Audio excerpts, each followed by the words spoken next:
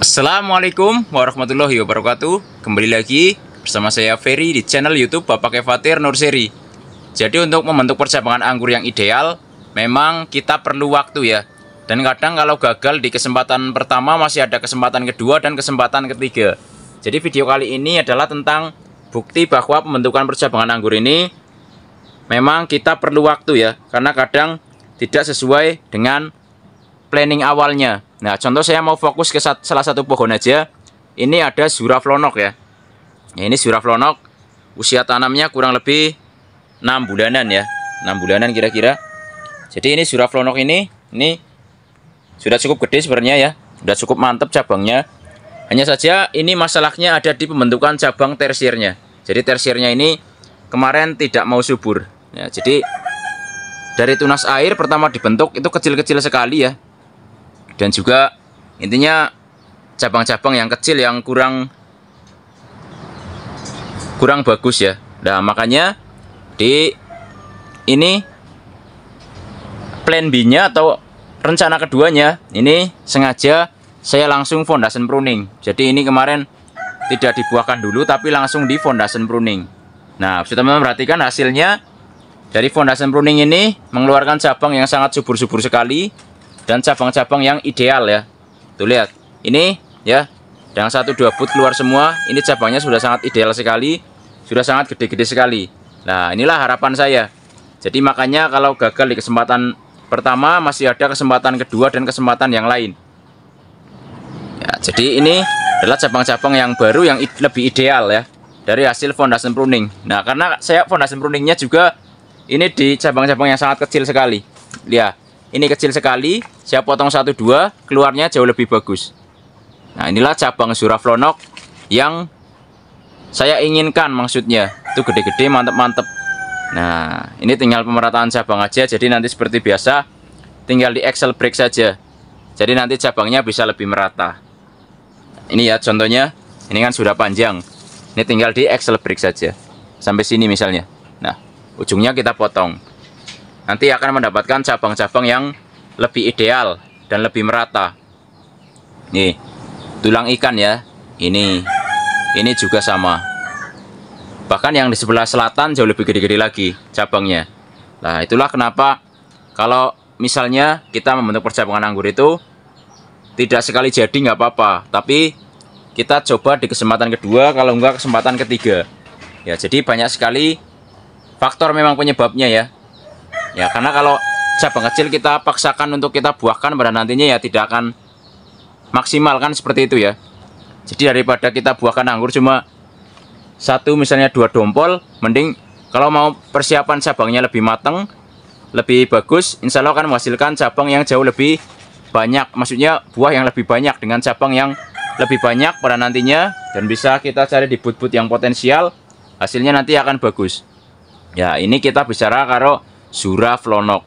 Kalau membentukan cabang itu memang kadang-kadang tidak sesuai dengan harapan kita.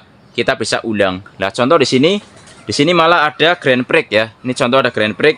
Ini kasusnya berbeda kalau Grand Prix ini. Jadi dibentuk para-para sama, dimana ini adalah primernya seperti biasa, sekundernya ke sana ya. Nah, tapi masalahnya kalau ini bukan di cabang tersiernya, tapi di cabang sekundernya. Sekundernya ini dimakan belalang sebelum waktunya. Kenapa bisa seperti itu? Ya ini patah ya. Ini sekundernya itu harusnya ini nih, yang patah ini nih. Nah, ini adalah cabang sekunder harusnya. Tapi belum waktunya panjang, ternyata sudah dipotong belalang. Nah, kemudian apa rencana selanjutnya? Nah, saya pindah ke rencana kedua. Jadi saya cukup batasi di sini aja yang udah dimakan belalang ya. Dan juga jadi istilahnya jadi mandek di sini. Kemudian tersiernya ternyata yang dari tunas air ini pertumbuhannya bagus sekali. Ya, ini contoh walaupun dibatasinya belum sampai batas yang saya inginkan karena saya pengen ke sana. Nah, sebenarnya bisa dilanjut sekundernya dari ini, dari cabang tersier, dari tunas air yang tumbuh ke sana bisa dikesanakan dulu nanti dibelokkan. Ya, tapi nanti jadinya yang sini sudah panjang, di sini belum. Tapi ternyata tunas airnya dari hasil Excel break yang dilakukan oleh belalang itu menghasilkan cabang-cabang tersier yang sangat bagus sekali. Nah, gede-gede banget juga. Jadi makanya kalau ini jadinya saya hanya membatasi sekundernya sampai di sini ada, udah nggak apa-apa. Ini paling hanya 1 meteran. Dan ini bootnya ada yang pecah di ujung menjadi tersier. Yang lainnya juga sudah mulai panjang. Nah, yang lain dari tunas air. Jadi ini tersier yang terbentuk ada yang dari boot ujung dari sekundernya yang pecah ya, yang dimakan belalang. Ini ada 1, 2 juga. Ya, ini dari tunas air. Ini tunas air, di sana juga tunas air. Nah, ini tunas air, di situ tunas air. Nah, jadi begitu ya. Kalau misalnya kalau kita membentuk percabangan anggur itu tidak sesuai rencana, maka kita ada rencana kedua, bisa juga ada rencana ketiga. Nah, karena kalau kita bicara membentuk dari awal langsung bagus, kadang ya banyak juga. Tapi kalau ada kendala seperti itu juga tidak masalah. Nah, contoh ini ya, ini contoh ada pohon yang saya planning para-para juga sama, misalnya ini primer, ini sekunder ya. Nanti tersiernya dari tunas air. Nah, kalau dilihat tunas-tunas airnya ini aktif semua dan bagus-bagus semua. Makanya ini mungkin sesuai dengan planning awal, dimana ini akan dibentuk tersiernya langsung dari tunas air. Nah, jadi kan seperti ini. Tuh ya, seperti ini. Dan kalau kita geser ke sana lagi, ada contoh yang lain lagi ya. Karena saya banyak pohon, jadi banyak referensi untuk pembentukan cabang. Nah, ini contoh, ini adalah anggur Yummy Rainbow. Nah, Yummy Rainbow sudah mulai veresen, bagus-bagus buahnya ya. Nah, ini ada apa dengan cabang Yummy Rainbow ya? Ini adalah percabangan anggur yang sama sekali tersiernya tidak mau tumbuh di awal. Jadi tersiernya tidak mau tumbuh, yang pernah saya bilang ya dulu. Jadi saya ini memecahkan tersiernya dari boot sekundernya. Nah, dari boot sekunder ini ternyata pas seprut atau keluar ini cabang baru, ini ada yang membawa dompolan buah. Nah, ini adalah hasil dari pembentukan cabang tersier dengan memecahkan boot sekunder, membawa 3 klaster. Ya, jadi banyak hal yang bisa kita lakukan dalam pembentukan cabang anggur ini. Ya, ini contohnya ya. Ini saya jelaskan dulu gambarnya.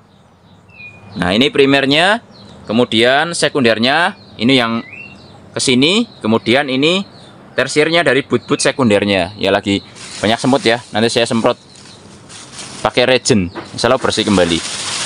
Nah, ini cabangnya tulang ikan kanan kiri. Sebenarnya cabangnya cukup bagus ya. Dan juga ternyata membawa bonus buah. Nah, itulah planning-planning yang bisa teman-teman lakukan dalam pembentukan cabang anggur. Ya, jadi banyak kesempatan dalam membentuk percabangan anggur. Jadi nggak harus seperti planning awal. Jadi kita bisa bentuk anggurnya seperti ini. Jadi banyak hal yang bisa kita lakukan saat pembentukan cabang awalnya ini tidak sesuai rencana. Nah, seperti ini ya. Terserah teman-teman aja mau dibentuk seperti apa, karena pohon anggur itu akan nurut sama yang nanam. Jadi sebisa mungkin pohon anggurnya harus nurut sama kita.